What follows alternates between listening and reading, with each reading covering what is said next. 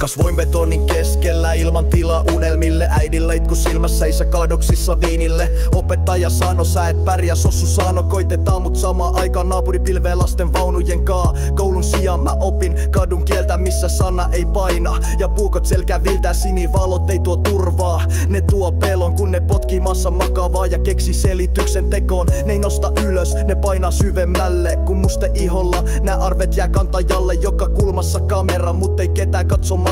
Ja jos oot väärä ihonväri, niin selitys ei auta. Yks spraipullo taskussa, yks nimi seinällä. Luhtirotta näkyy yössä, mun kruunu kiviseinässä. Tää on mun ääni, kun sana ei saanut arvoa. Tää on mun kädenjälki, kun ei jäänyt muuta keinoa. En oo pyhimys, enkä väitä koskaan olleeni, mut en oo myöskään se, mitä muut on musta kertonut. En oo pelkkä rikosrekka, vaan repaleinen ihminen, joka elää siellä, missä rehellisyys maksaa eniten.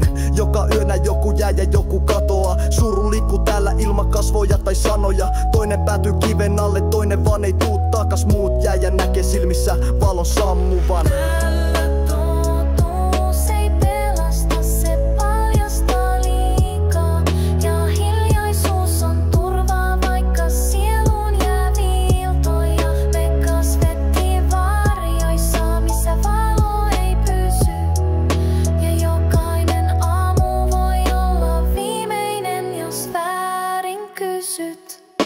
Kaveri sai tuomion, vaikka näyttö oli hatara asiana ja luki paperia, kas kirjoitettu latinaksi. Ei tää on laki, tää on teatteri valolla. Totuus ei paina, jos se ei sovi tarinaa. Yritin duuniin, mut rikosrekka paino ovella. Ja työhaastattelu loppu siihen, kun googlattiin nimeni somessa. Ja me opitaan, ettei sääntöjä tehty meitä varten, vaan suojelemaan niitä, joilla on avaimet ja vartijat.